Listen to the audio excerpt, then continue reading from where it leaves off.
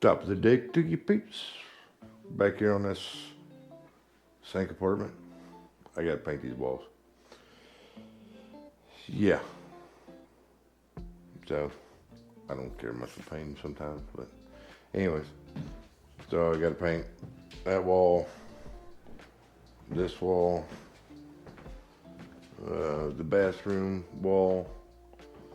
You can probably see the different in color right here.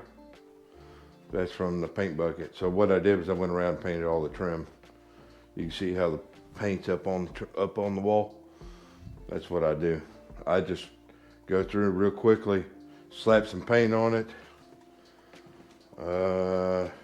In here, I gotta paint that wall. You can see it. It's not too bad. The bathroom got hit though. My bathroom got hit. So what it is I got my paint that I had was not the same mix, or the painter, when they opened up the 5, they didn't shake it up, or they didn't stir it or something like that, so the tint is not correct. Well, I mean, the tint's fine, but the sheen will be off. So when I bring my paint over here, it's the same freaking paint. I mixed it up, so that changed the sheen. And that's the reason why you can see the new paint versus old paint, because the sheen's different. So I'm gonna show you how I paint. I don't use drop cloth.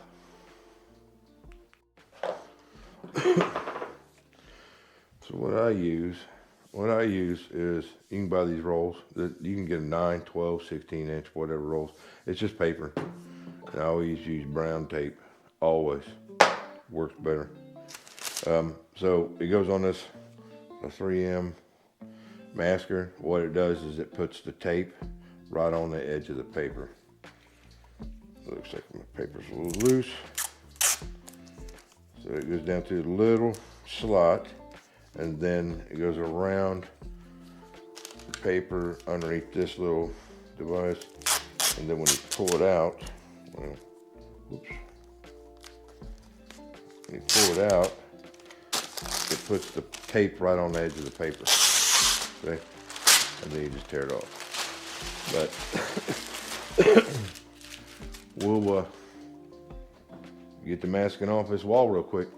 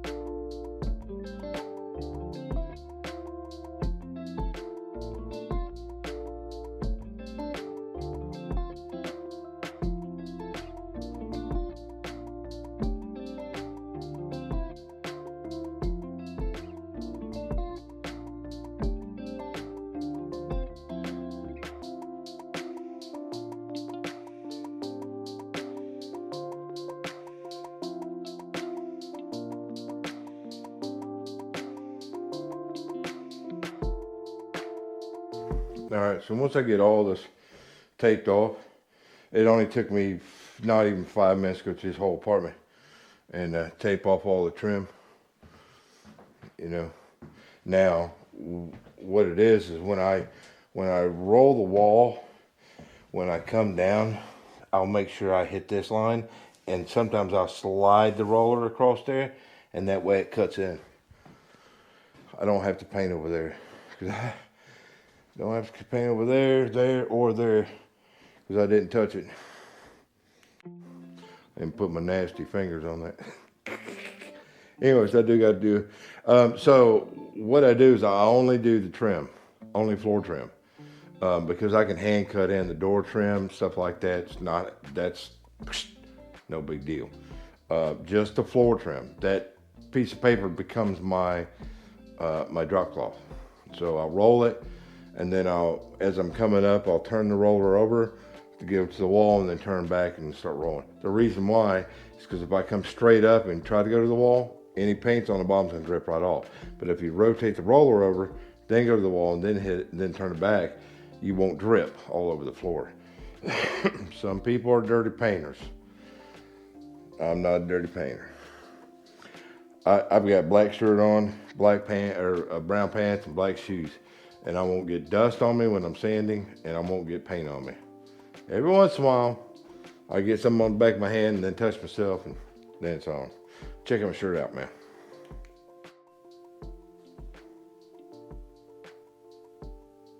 Ain't that funny? Yeah, I'll let God handle that. I've been there more than once, brother, let me tell you. You know the old kind of biblical story? Yeah. Teach a man to, give a man a fish, you feed him for a day. But if you teach a man to fish, you'll feed him for a lifetime. That kind of goes to this channel. So I can tell you how to do something, give you wisdom for a minute. But if I show you how to do something, that'll give you wisdom for a lifetime. That's kind of point for this channel is to help you be able to feed yourself for a lifetime. Take the knowledge and live with it, man. If you're gonna fall, man, fall forward. So each one of these little projects, these little jobs, these little fixes and repairs,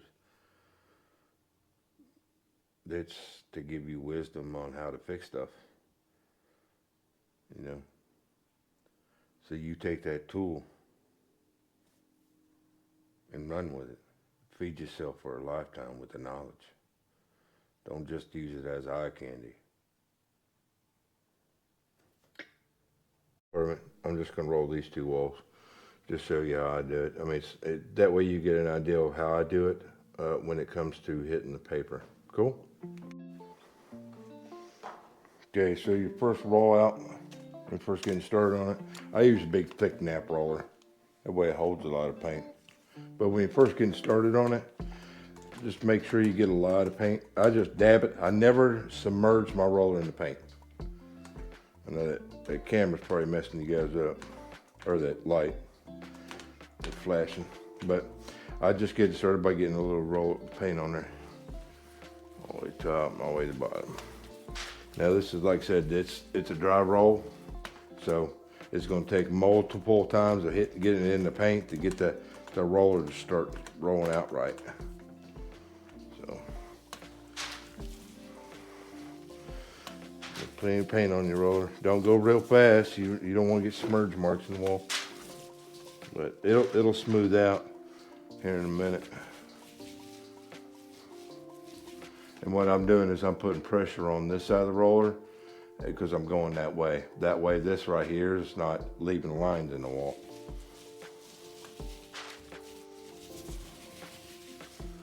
And then once I start to get dry, you know, starting to thin out, then I'll just re-dip. And I can also go the other direction, just flip the roller over. Go the other direction. Now what I do on my paper is when I get to the bottom, sometimes I'll do it this way, and sometimes I'll just hit the corner and just walk it. I don't do that a lot because then it gives me a flat spot on my roller. But it's all right because a couple times rolling out and it's fun.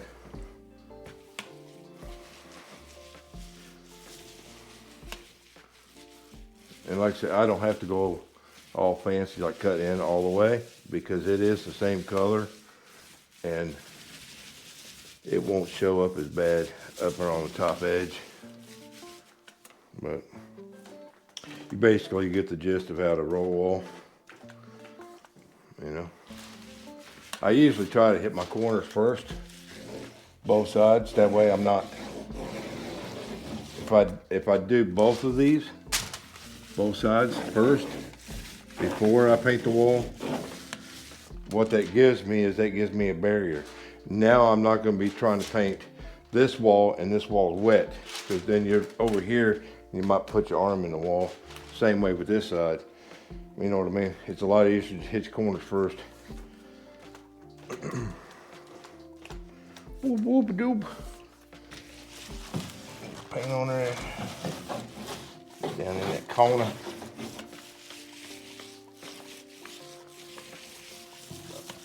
Yeah. Hit this side and just real lightly get close. That way I'm not smearing the paint on the other wall. Get that bottom tape. Now what I'll do is once I get everything painted, I'll pull this tape up, pull the paper up, and that way I'll have that nice clean straight edge above my trim, and I don't have to cut that in. Know what I'm saying? It's pretty easy stuff. It takes everybody a little while. Don't try to be all perfect about it on the first coat, you know? If you need to come back and hit it again. See, like circumstances like this, my butt's about to hit the wall. And I'm a right-handed painter, so that's why I paint the corners first. That way I don't get my butt in the wall. Cool beans? You get the general gist of it.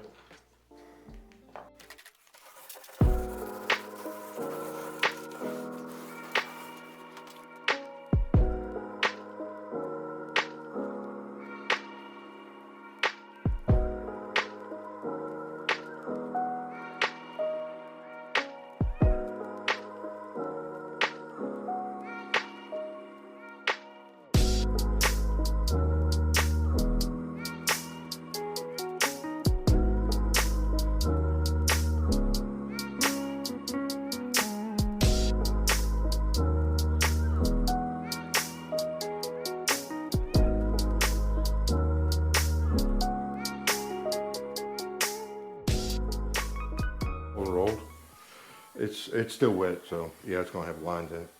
So there are spots that when you roll down, it doesn't hit all that. It doesn't hit. You get little white spots. Okay. So, and then of course cut-ins.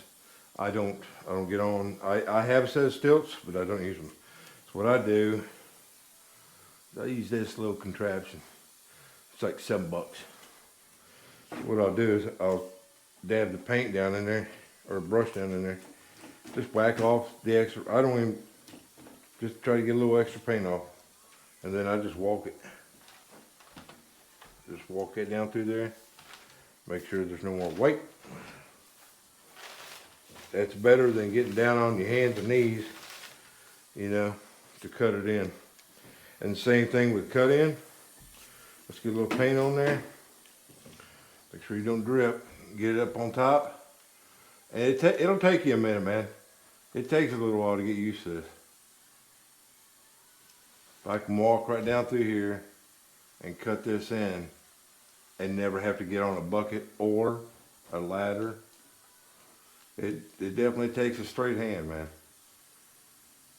But that's the easiest way to do it, bro. Whoop whoop. So we got all this painted. I'm getting ready to leave for lunch. Anyways, so we got the whole apartment painted. And it's 11:30. 2 hours, paint the entire apartment. No big deal. Anyway, so when we come back from lunch, I pull up all the paper and stuff. Do any touch-ups that need to be done.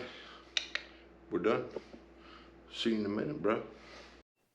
Well, we got this one all finished up. All pretty. Well, all pretty.